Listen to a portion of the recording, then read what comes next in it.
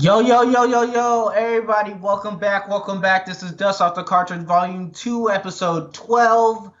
I am your host, the one who rises above, the one who stands above all others, he who loves Mimic You, Metro Meta, and I am here with... Marcus Flowers, aka Flo, at one Marcus Flowers on all social media platforms, aka call me what you want, just don't call me lazy. That's right, and we are here, and I hope everybody is excited for the juice, because Marcus, do you hear what I hear? Now, what do you hear?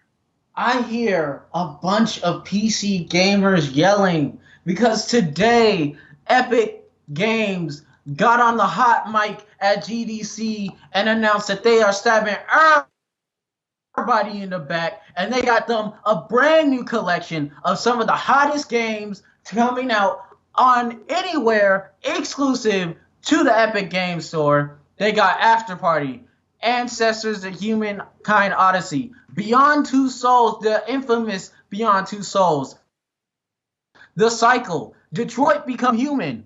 Wow, the PS4 exclusive. Dang. Heavy Rain, Industries of Titan, Kane, Journey to the Savage Planet, Trevor Saves the Universe, but Marcus. What? There were two games that got in the crawl of all PC games. And which games were those? The first and most illustrious is, of course, Control. Those of you guys who don't know, this was a game that made its debut last E3, made by Remedy Games. It is about a secret agency taken over by a supernatural force. It looked very interesting, and it starred a Lara Croft wannabe. But it looked like a very interesting game. It even got me thinking about if I wanted to play a pseudo-horror game. That is how good this game looked right there, Marcus. But one infamous game made everybody even more upset. Do you remember The Outer Worlds? I do, yes, I do. That's right. For those of you guys who don't know, this exploring space colony game was going to be headed up by Obsidian, soon to be one of the top developers for Microsoft. And this game was the perfect storm. The perfect storm of publicity. It came out from the developers of the infamous Fallout New Vegas. And then it was announced just a few months after the downtrodden, destructive corpse of Fallout 76 was just finally starting to kill its way out of the news cycle. Marcus, do you remember when Outer Worlds was announced? I want to say last year or a few years ago. Last year yeah. During it was during the gaming awards. Yeah, for sure. It looked really good. It's a sci-fi RPG, and for those of you guys who couldn't wait to get all of its achievements on Steam, you can't, because it will be exclusive to the Epic Games Store. And like every time a game is announced to be exclusive on the Epic Games Store, all PC gamers raged. They got upset. They want it on Steam, and they are up against a wall of money. How do you think this is going to end? It's probably going to end up terrible. Yeah, I don't see a way out for anyone. The Epic Game Store, at the end of the day, has a lot of things going for it. You can use the Epic game, you can use the Epic engine without paying as much, which is always going to be a benefit for developers. And of course, they have a better cut split between developers. And on top of that, they got their Fortnite money, and they can pay developers to be exclusive to their platform. And so what we have is a collection of PC gamers trying to keep the PC gaming market open while simultaneously being exclusive to Steam. So we're going to have to see what happens, you know. There's been some infighting between Steam and Epic, but honestly, Epic got the money to do this. If anyone can break their way into the PC market and force people onto their platform, even if it is just still exclusive, it's going to be Epic. That we can tell. For sure. And I know this isn't on there, but don't you think Fortnite is kind of mediocre? Just like it's crazy it's got this much money and it's been lasting so long. Yeah, as I said before, I don't like battle royale, but it's a matter of people. It just became popular. I mean, to be fair, it didn't have a lot of competition when it came out. It was going up against PUBG, and that bug riddled game nobody even remembers. So yeah, Oh, and actually, this isn't on the docket, but Apex Legends Season 1 released today. it did. It did. Are you gonna be playing it,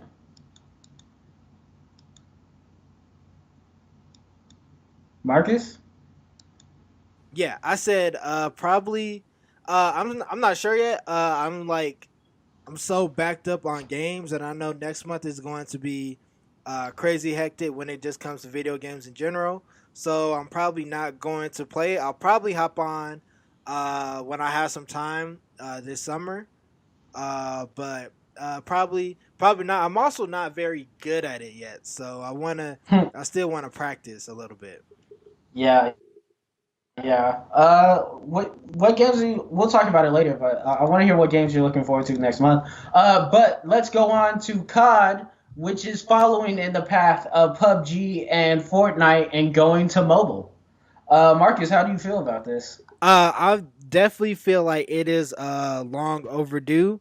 I just feel like it's a case of too little, too late with Call of Duty, just because Call of Duty was here before Fortnite, before Apex, and for them to jump into this late in the game, it just seems like a little like what I just said, a case of too little, too late.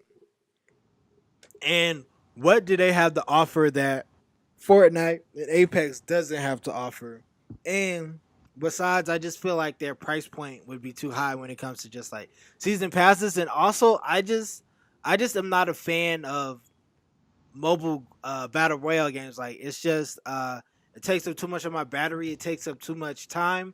Usually when I'm playing games on my phone, I like it to be quick and efficient. But when it comes to COD, that's going to take time. That's going to take like why would I take the time to play Call of Duty on my phone when I could just play it on my system? Yeah, it's gonna be a tough sell. And honestly, if it doesn't do well on mobile, they could try and port it over to Switch. I hear that there's a COD sort of ripoff that's doing pretty well on Switch right now. So if Activision wants to get their act together on the system, they might be able to work on that.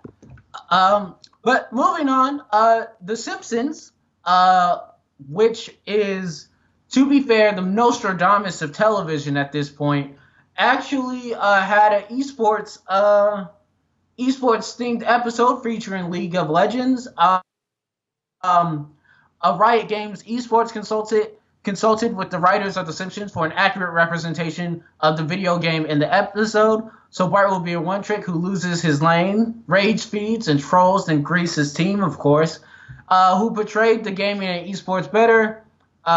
So this was it's a very pivotal moment just to see mainstream television just feeling the actual need to get it right when it comes to telling a story about esports.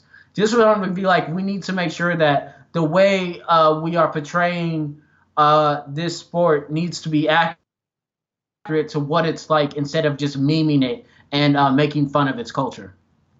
Yeah, for sure. And it doesn't get more American than The Simpsons.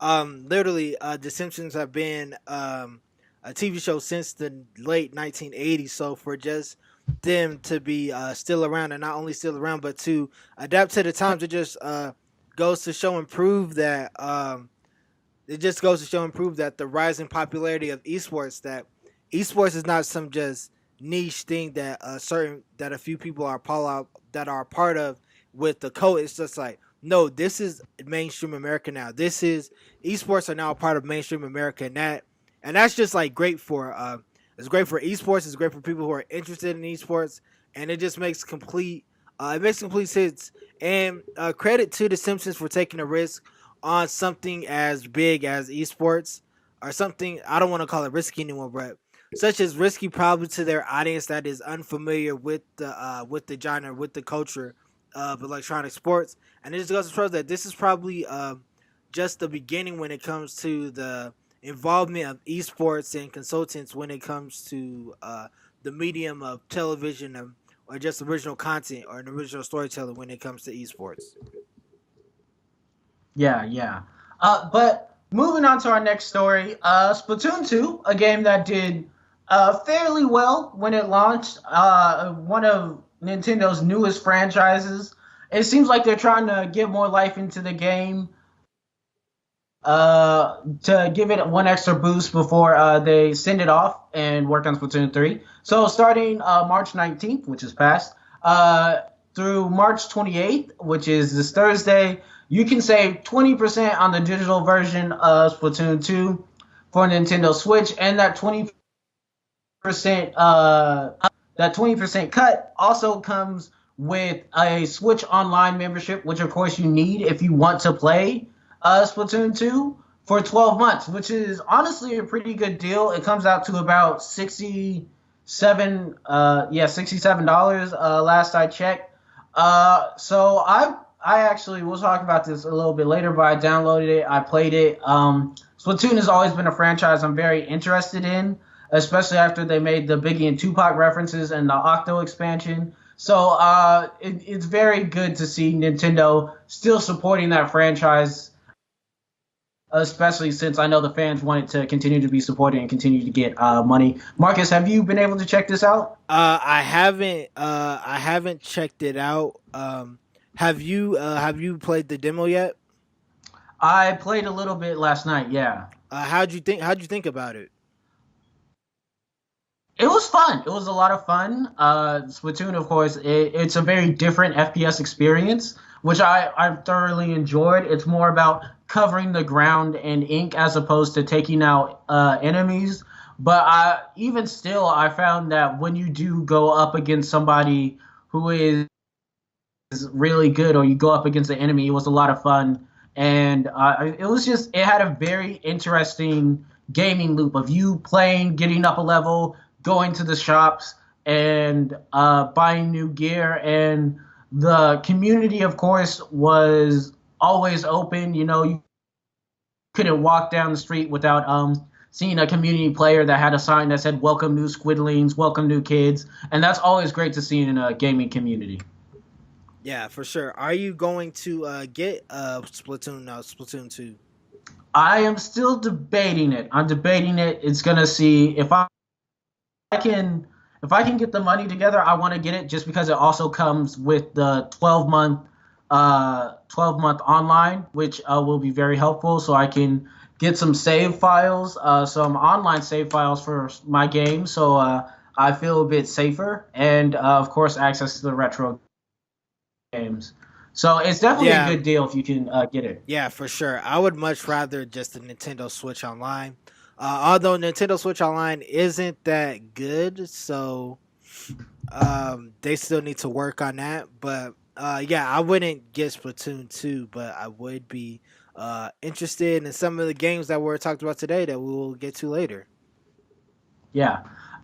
Speaking of the Switch got its first non. The Switch doesn't really have a category for it, but for an app other than YouTube and Hulu, it's called Enzo, and it is a comic app similar to like Comixology, where you can buy and read comics for your Nintendo Switch. I downloaded it and looked at some of its free content. There's a lot of Hellboy on this actually. So I'm very interested to see what what they do with it in the future and building it out.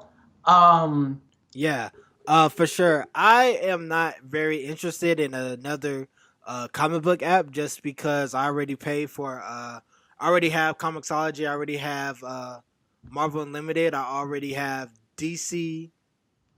What's the DC app? I have that. So I already DC have. Online. Yeah, no, no, no. Whatever. Yeah, it's not called DC Online, but whatever the DC app is, I already pay for that. And so this would just add another automatic payment to just my bill. So just like I would, even though you said it's free, I would just not look for. I would not be excited for a Switch comic book app, but I would be. I will check it out, even though I feel like a lot of the comics that they have on Hellboy, that a lot of the comics that they have on the app, they're already available to me in other places.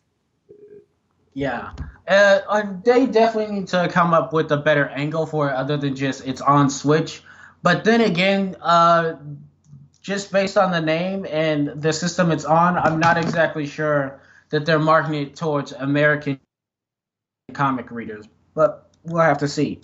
Speaking of Asian phones. Okay, no. The Xiaomi's beastly new gaming phone, 12 gigabytes of RAM and pressure-sensitive display, was recently announced. Marcus, you put this on the docket.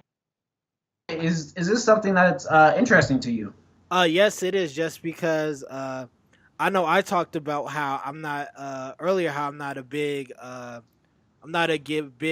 mobile gamer, but I think that's also just because how I've been conditioned as a phone user and how I don't necessarily see my phone as a mobile gaming system. I do still like the Xiaomi's is like just something with 12 gigabytes of RAM on a phone is just crazy in itself. Really, and if it has the graphics to match, I would definitely try to give it hope to give it a try. Yeah, yeah, and it's got some stiff competition. While the iPhone doesn't have built-in gaming. Yeah. So, sorry to interrupt. But if you read the article, it says it's called Magic Press, and it's very similar to the iPhone's 3D Touch, but it lets you independently map the virtual button perimeters on the left and the right side of the screen, including pressure, threshold, and touch range. And so the it's called that's just what the technology in the phone is called. It's called the Black Shark 2, and it exceeds the best flagships around. It's powered by a Qualcomm Snapdragon 855 processor, and it comes with 6 or 12 gigabytes of RAM and 120 or 250 gigabytes of storage, which is that's crazy. And it has a 20 megapixel selfie camera and a 4,000 mAh battery, and it also has notable stereo speakers. Ooh, That's this look good. yeah, and That's really it's good. yep, How it is. much? So it's only available in China right now, and it's starting at 3,200 yuan, which is $477, or the more expensive, Nice. the 12 gigabyte of RAM costs 400 and 402 4,200 yam, and it's $626. Yeah. Oof. Those are some high prices. That's not, Let's but it's not like too high compared to like the iPhone when you're paying it off, or like the Samsung. yeah. So it makes sense. Let's break into our announcements. Gearbox getting ready for PAX. Which PAX is it? I believe it's PAX East. Getting ready for PAX. Yeah, PAX East in Boston. Uh, they announced that they've been teasing a new game, and it said March 28th, Boston, Exit 3. So Marcus, what do you think they are looking at that for? So I feel like Borderlands will be coming out either March 28th, or they will have a demo for it or something of that nature. I think I just like it's just too early to tell. I don't think they will be releasing it, but they'll have to do something with or maybe Boston is where it takes place. So who knows? Well, this is at PAX East, so more than likely they're just announcing Borderlands 3, the worst kept secret in the gaming industry. Yeah, for sure.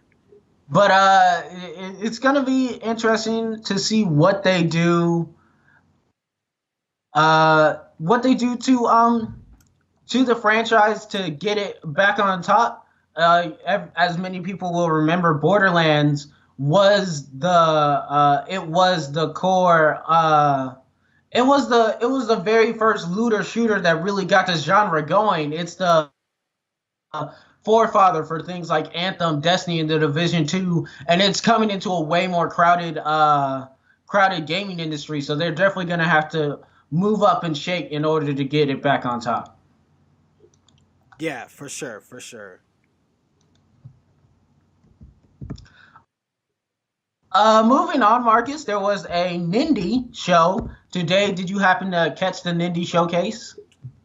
So I did not catch the Nindy showcase, but I did check out the games that are coming out. I'm actually trying. I think I'm going to purchase this weekend. But I know I'm like super backed up on my games. It was the dang it, I can't. It's the Blaster game. Blaster Blaster Masters Masters Zero Zero Two. Two. Yep, I was thinking Yeah. about getting that and Stranger Things 3. But do you just want to go over the list of? Yeah. Okay, cool. Let's run down this hot list that Nintendo cooked up for us. Let's start with Overland, a turn-based strategy game. You got My Friend Pedro, a high-flying action game. You got Neo Cat, described as an emotional survival game. You got Red Lantern, the debut game of the new studio Timberland. Red Lantern is the story-driven survival game. You got Darkwood, this dark survival horror game debut from Steam back in 2017. Katana Zero, a side-scrolling action game with a 16-bit aesthetic. You got Red Double Fine, the studio behind Psychonauts and Broken Age returns with another weird one, where it's a top-down action game where you upgrade your character through mutations like wood legs or laying eggs to produce tiny clones. It's a very strange, and it's launching in the summer. Creature in the Well, a gorgeous action game blending elements of adventure games and pinball, which looked very interesting. Blood Roots, another summer launch. This goofy action game lets you use pretty much anything in your environment as a weapon. Pine, a game that I've actually been looking at a little bit. This fantasy RPG has something of a Zelda vibe, but it isn't of Hyrule. You're thrust into a fantasy realm filled with different animal fractions. That Vlamber, the Rev Indie Studio, is coming to the Switch in a big way. The classic adventure game Super Crate Brother launches in April, while the post-apocalyptic talent Nuclear Throne is out today. Meanwhile, Vlamber is also creating a new collection of arcade-style games called appropriately Vlamber Arcade. Swim Sanity, an underwater-themed arcade shooter, because we needed one of those. Of course, Blastmaster Zero 2 in 2017. N8's caught back in the classic of Blastmasters. That's out today. Stranger's Thing, the retro Stranger's Thing tie-in, continues with its game, which drops the same day as the season, because Stranger Things wants to own your whole weekend that week, July 4th.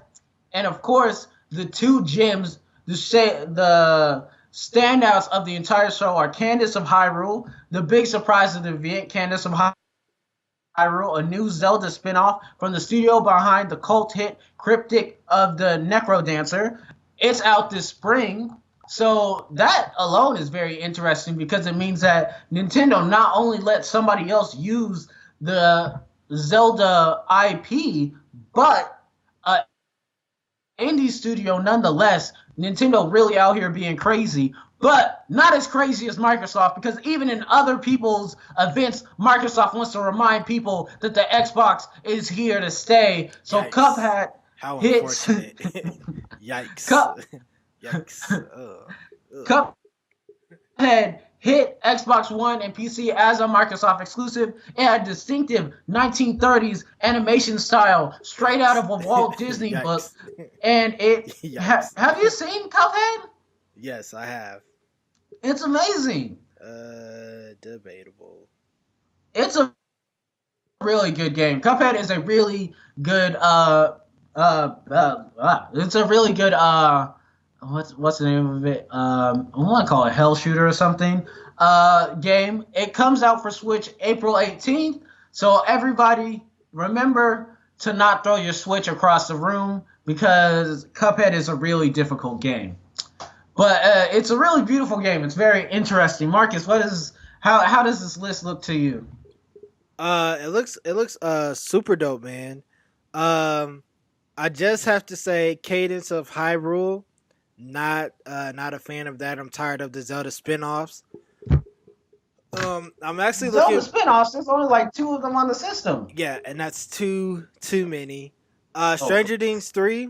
Um, I'm definitely going to be checking that out. Blaster Master Zero 2. Definitely that.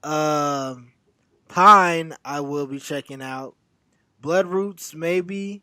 Rad, I'm on the fence about. Katana Zero, I will be checking that out. Darkwood, yes, I love horror games, so I'm definitely going to be checking that out. And Red Lantern, I will definitely give that a try because that looks super fun as well.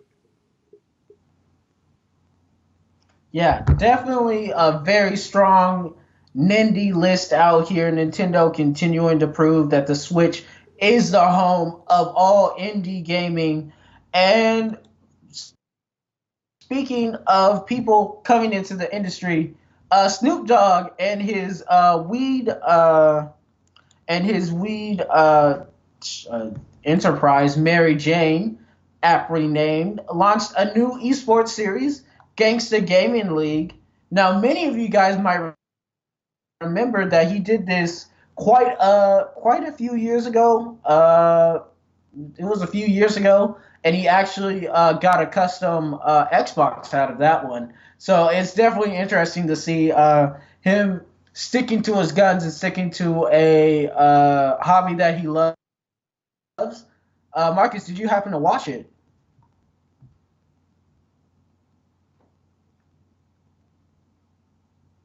I can't hear you. Sorry. It was no, I did not get a chance to check it out yet, but it was hosted by Snoop Dogg and Dan Brew, and it was live streamed across March 14th, and they were playing Madden, and eight of Snoop Dogg's closest gaming friends faced off and crowned the top dog of the GGLC and win a share of the 11,000 pot. It included Redwood, Red Grant, JC, Triple Lock, Lala, Shelton, Waniac, and the Young Sack. So, but no, I'll definitely have to go back and check that out. Yeah, definitely, definitely good to see black excellence coming into the gaming industry. So let's do the NBA 2K lineup. Marcus, what's going on? Yeah. Oh, you actually. Oh no, Mortal Kombat. They announced a new character. I saw it. So how do you like it? So basically, with NRS, what they have been trying to do, of course, I've been excited about Mortal Kombat. My only hesitation has been with the animations. So, and like always, the animations look kind of nuts. And today's gameplay proved that. So, Mortal Kombat, they released Jackie Briggs and the Kodo Khan gameplay trailer released. So basically, it looks standard. A few of the animations still look wonky. I feel like that's nothing that's going to be fixed. I feel like at this point, they're not gonna fix anything. There will be no patches for it. So that kind of sucks. But I'm still interested in the game. I already had to have it pre-ordered, so of course I got the beta. And when the beta drops on March 28th, I will give you guys a review about that. But yeah, I'm still excited for it. I think it'll be fun. I need a new fighting game because I'm kind of over Injustice and Tekken and DBZ Fighters. So yeah.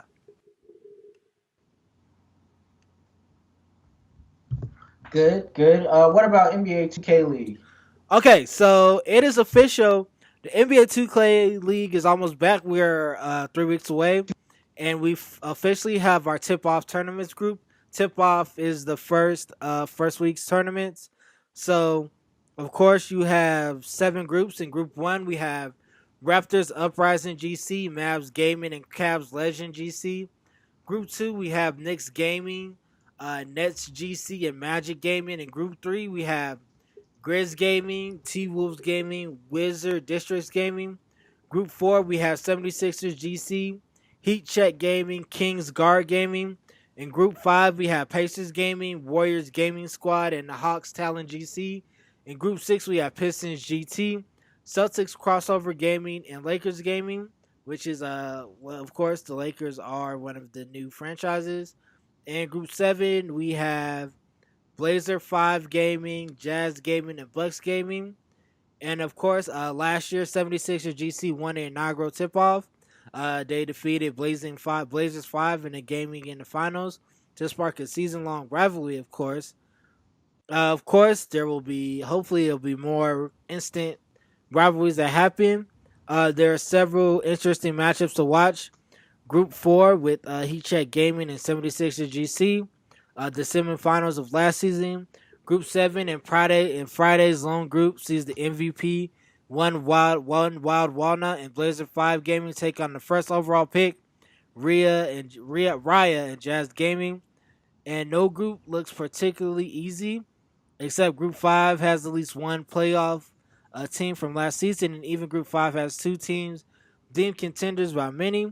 Of course, and there's more pressure this year because the prize pool for tip-off will be $120,000, and that's up 20 grand from last season. And part of the overall prize pool increase for season 2, the winning team will also take home the first banner in the 2019 trifecta banner chain, which links the 3 in-season tournaments: tip-off, turn, and ticket. And no team has won more than one banner. And of course, the timing of the tournament benefits the new 2K League schedule as well. Last year, I remember this last year, but the tournament started during the NBA Conference semifinals, meaning we either had to choose the basketball game or the virtual basketball game. And yeah, so very dope.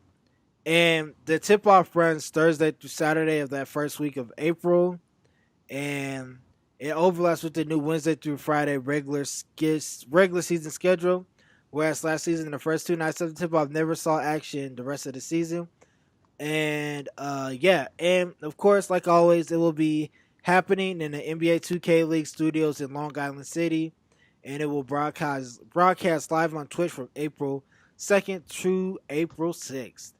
And more 2K news. So the league has released their season schedule. So just I'm not gonna read you the whole schedule because that's too much.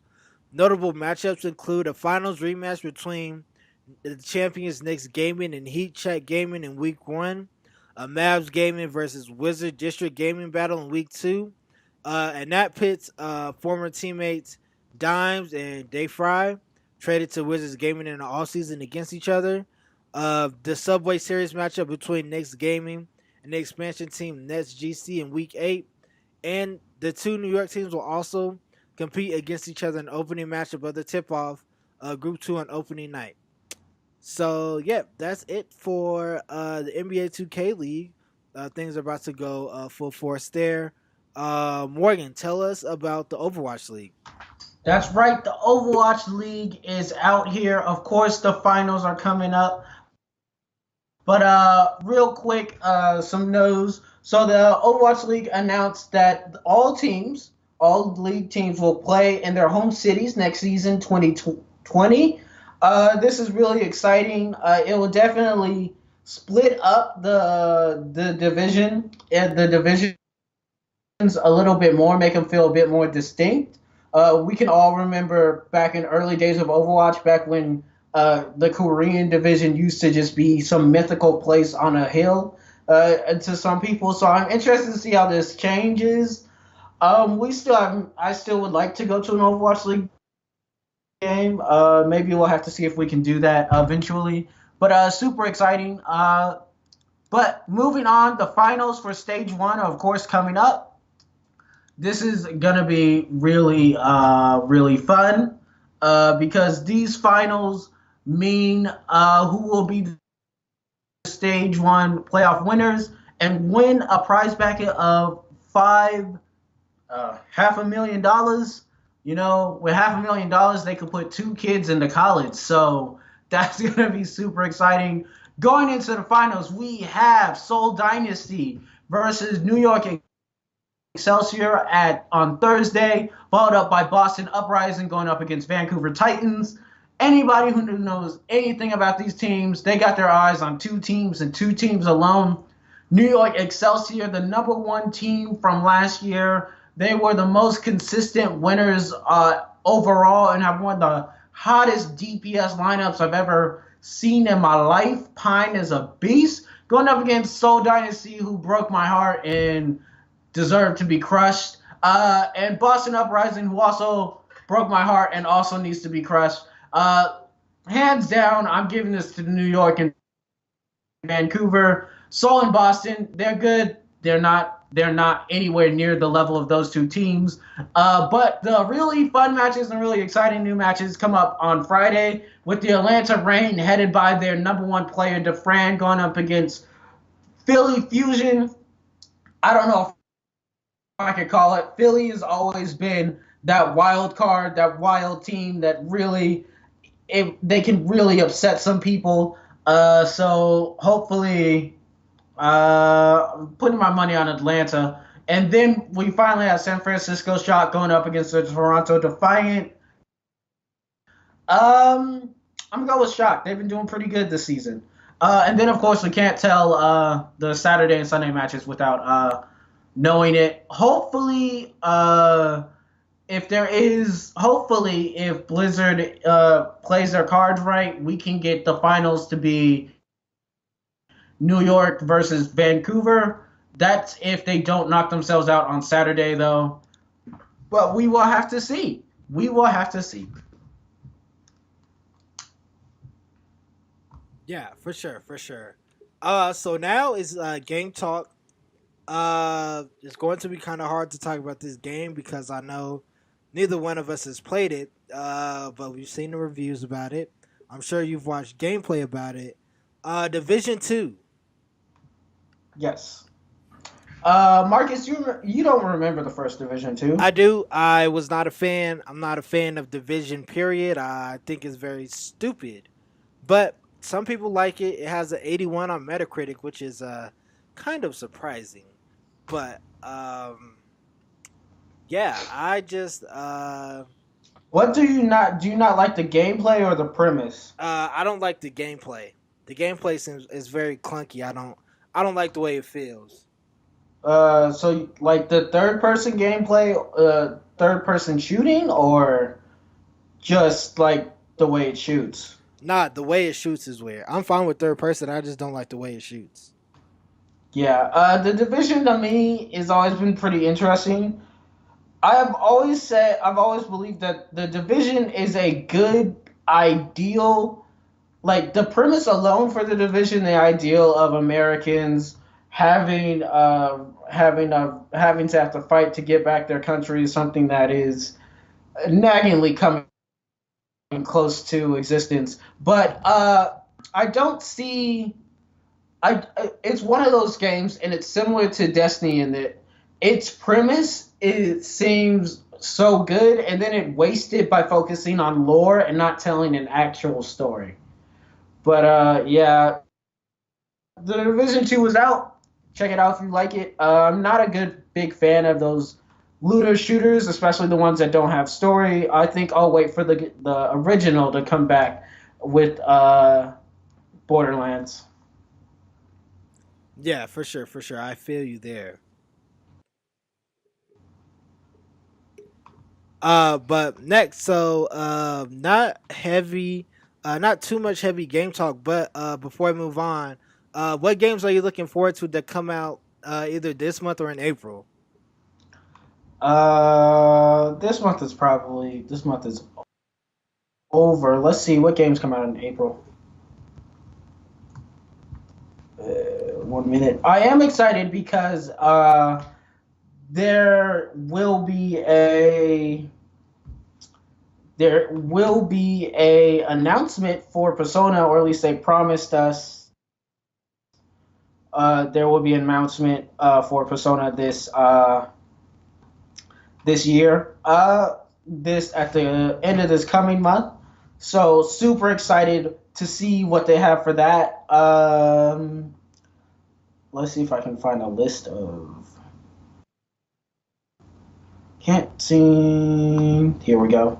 Okay, This. while you're looking, I'll just say the games I'm looking forward to. So I'm looking forward to the Avengers Alliance game, Black Order, of course, Mortal Kombat. I'm also looking forward to that new Power Rangers game, and those are all on the Switch. I think I'm going to get. I'm going to get Mortal Kombat for the PS4, but I'm also thinking of getting it on the Switch. It just depends.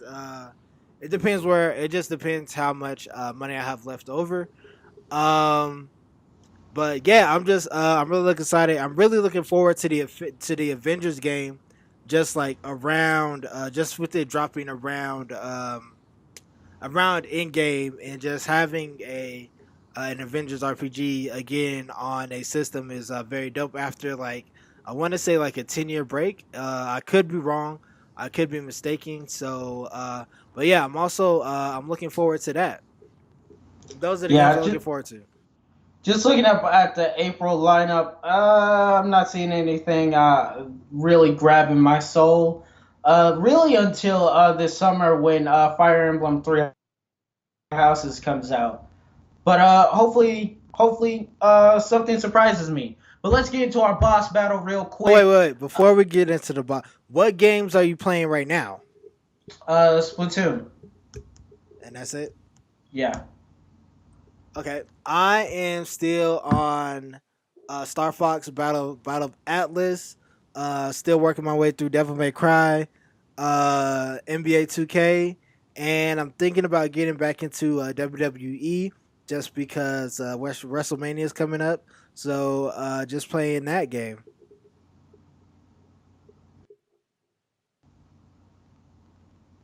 All right, let's get to the boss battle. Google hit the hot mic at GDC and announced their brand new platform, gaming platform, Streaming console. with Stadia, streaming streaming a game streaming platform. Marcus, what is your thoughts on this? So I don't think Google is necessarily trying to get into the gaming space. I actually think they're trying to protect their rights as just like a streaming platform because they see what Twitch is doing. They see what Amazon and Twitch is doing. They see what Microsoft is doing. I'm sure Sony already has like straight to streaming, and so YouTube does not like that. And I'm not YouTube. Google does not like that because they see that the largest YouTuber in the world is PewDiePie. I'm not saying his name right. Is that his name? That's his name. PewDiePie, and he is a gamer, and so I think more than having a game system, they just want to be in the gaming realm, so that they have they're able to compete with the competition, and they're giving viewers more things to occupy. I do feel like one of the things that I do like about it is how you can be able to create, how developers are able to create their own game in the Stadia. Am I Stadia? I think that's a very cool Stadia. Stadia is a very cool concept as well. Yeah, again, a million people would point this out, but it comes down to how will how will Stadia handle lag, and how will they be able to counter lag? Because that's the problem with game streaming is the lag will make your experience very frustrating. So they will have to figure out a way to get either around that or to make it less prominent. Yeah, for sure, for sure. And some people are saying it's like a good thing. Others are saying it's a bad thing. Where do you fall on it, Morgan? It's an interesting thing. I think we need to wait and see what happens. Yes, I do. I do say it is interesting. I won't say that it's good or bad, just because that it's difficult to tell right now. Just because it is wild, but it's also I don't want to say the future because I just feel like this is a new realm that Google is in, and they don't, as like a company that is built off of technology.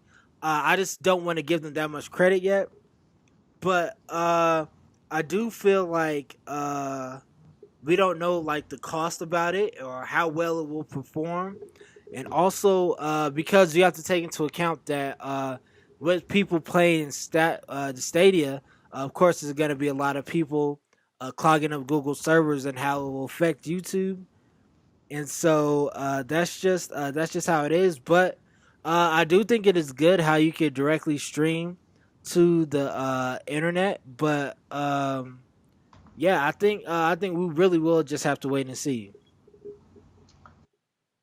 Yeah. But that's all we have time for today. Marcus, I'd like to thank you for being here with me. This is, of course, Dust Off the Cartridge, Volume 2, Episode 12. End of our Marcus, second volume. end of our second volume. So, Marcus, what do we got lined up this week? Okay, so Desktop the Cartridge and Super Flow Bros both will be dropping on Thursday. We also have two podcasts dropping on Friday. We have our Captain Marvel spoiler review, and we have a secret podcast dropping on Friday. We will not release the name of that. If you listen to the Super Flow Bro podcast, I think I may have let it slip. I do not remember. But yeah, that's it. We have a super packed just upcoming week. So, like I mentioned earlier, we have I'm getting a Mortal Kombat beta, so I'll be doing a podcast about that. I also will be trying to do this is a heavy lift, but trying to do a weekly NBA 2K League podcast starting April 6th, or April 7th. We'll see how that goes. No promises there. I also will try to do like my first reactions or my first thoughts about Mortal Kombat, Avengers Alliance, and the Power Rangers game. All right, and as for Metro Meta, it's been a busy, so I'm scripting out a few videos. I'm not ready for any of them yet, but I'm scripting out a few videos, and I'm getting excited and ready for what's to come. For sure, for sure. Thank you all for listening. Make sure you're following us on Twitter at 26andG. Follow us on Instagram at 26andGlencoe. Follow us on Facebook at 26 and Glencoe Media Network. Follow us on YouTube at 26 and Glencoe Media Network. Make sure you hit the alarm for the notifications whenever we post up new content. We post up content every week. And until next time, peace.